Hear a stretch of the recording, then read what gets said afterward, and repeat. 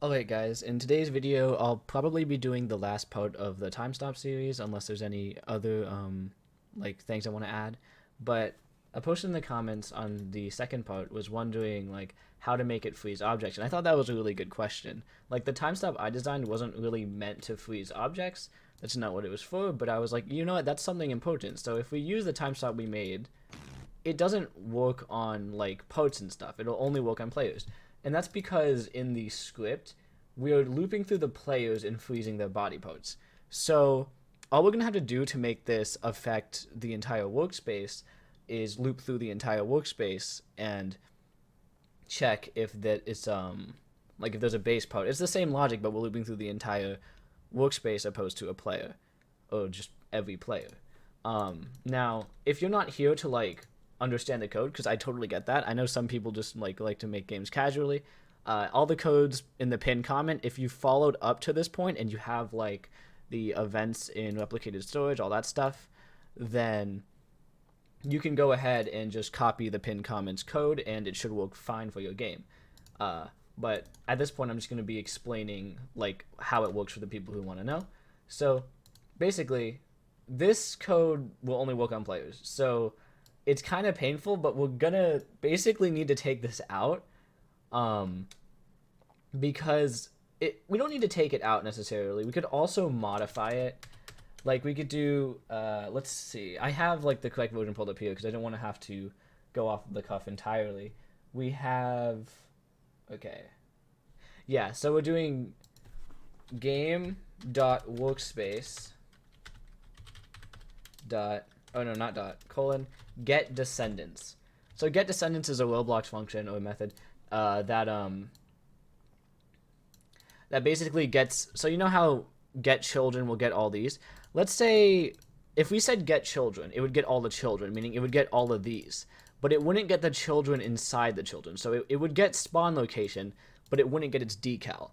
If we say get descendants, it means get everything in the workspace.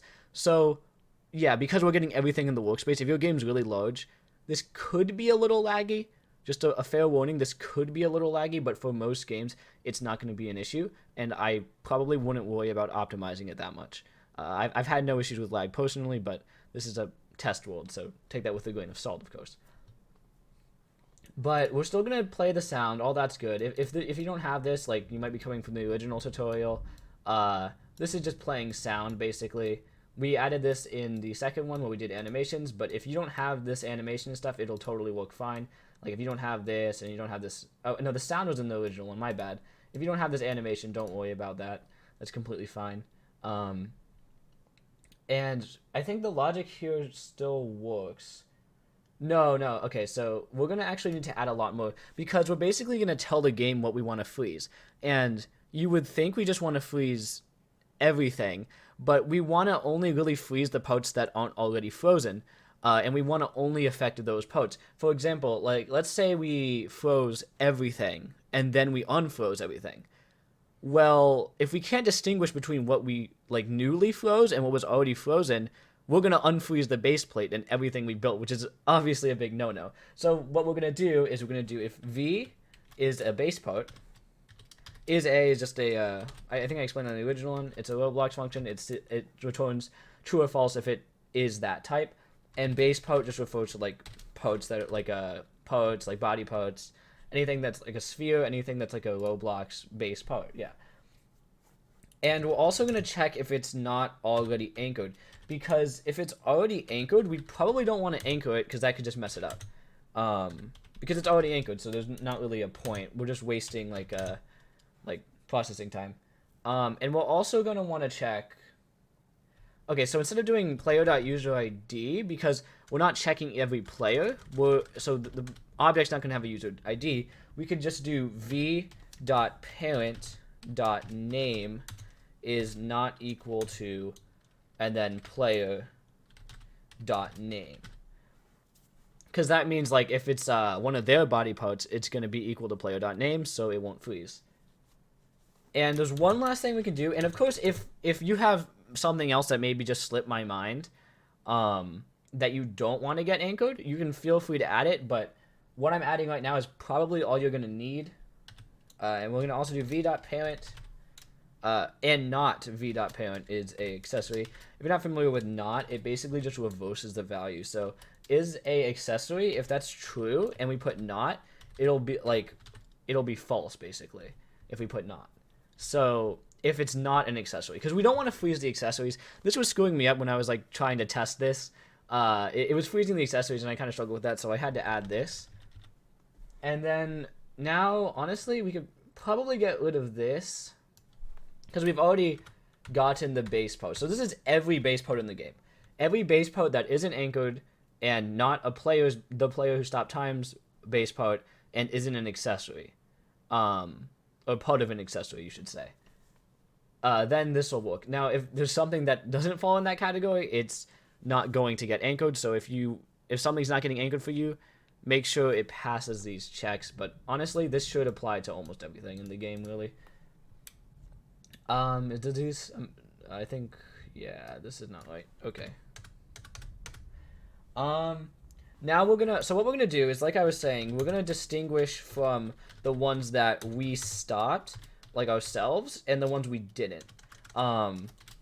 Because if we don't, we're gonna be in trouble when it comes to like knowing what we should turn back to unanchored, because we can't just turn everything back to unanchored. Like I said, you'd unanchor the base plate, it'd totally break your game. So what we're gonna do is we're gonna basically just add a value. You can literally add anything. We're not even setting it. I think a bool value works best for this if we ever did want to set it to anything, but it's completely unnecessary for what we're doing. So all we're going to do is make a new instance of a bool value called isStopped, and we'll just do isStopped.name is equal to, and we'll just name it isStopped. The name isn't that important really, but you should name it. And then we're going to do isStopped.parent is equal to v. So basically the parent is equal to the base post we're on, that we're looping through. So it just makes it a child of the base post, so it puts it under the base post. It's the same as if you had like clicked on a part and then typed bool value and then added that and named it isStopped, but in like the lines of code. And now all we have to do is v.anchored equals true, because at this point we're not worried about checking. We could also turn the value of isStopped to true, but I see really no point because we're really just checking if it exists. So if we stop something, it'll now have this isStopped thing. Even if it's not stopped, it'll have it. And that's why you can change the value of it. That's optionally because it's a Boolean value. But really, we're just checking if it exists, because if it exists, that means it's something the script's determined is okay to stop. So now we can go ahead and get rid of this, and it's not quite copy and paste, but you could probably copy and paste. A way to optimize this would probably be to do this one, and then technically probably should just get it every time. It's a lot of work, but you know, it's probably better to, so it doesn't break the script, to just get it every time, because what if like someone leaves or something changes? You don't want it to break, you know? So all we're going to change here is the logic on this and just a few other things. So in this case, we're actually going to do, let me see. So yeah, we're still checking if it's a base post, because, you know, you can't make a post that's not a base post anchored. Like you can't really, like, you can't anchor certain posts, but base posts can be anchored, and that's what we're trying to anchor. So we need to make sure it's a base post or it'll break, just like before. And we're also going to do v.parent.name is not equal to player.name. My bad, I've been doing Python. Not equal to player.name. Actually, okay, I'm looking at the script I wrote a while ago. Probably not really necessary, because this is for unfreezing them. Who cares if it unfreezes the player? So yeah, this part doesn't need to. My bad. What am I doing? Yeah, honestly, this part you could probably even take out as long as it's a base part. As long as it's a base part, really. And then we're just also gonna check one last thing. Let's do, and we'll do v find first child is stopped. This actually kind of helped me learn the difference between find first child and just normal dots, because like I knew there was a difference, but I thought they were pretty interchangeable. But this won't work. So if you just say v dot is stopped, or is stopped, you'd think that it would check if there is v dot is stopped, and if there isn't, it won't do it. But it doesn't return false, so it kind of just gets an error because it doesn't detect that. You do actually have to do v find first child, because this find first child will return a true or false value, which is what we need for these if statements. So it's finding the first child is stopped, which is the value we add into any part that we stopped, and if it's there, then we know. Wait. No, we're good. Yeah. If it's there, then we want to change it back to being false, and if it's not, then we don't. So let's do false, and also we should get rid of this because we don't need that anymore. And hopefully this should work and stop everything. So we have a part here, and it stops that part too. And just to show you that this works, I'll also add like other things like zombies and stuff like that, just so you can really see it works. Do zombie. To go with the first one I see. We'll go with this. Yeah, by the way, don't do this in your games. I mean, if something contains scripts and you like don't read through the scripts, then it looked like they messed up. Oh, it still works though. So now I can time stop, and the zombie will be frozen too. Which is pretty cool. So that's basically the end of the series. It looks like they have a few errors in their script, but it works overall.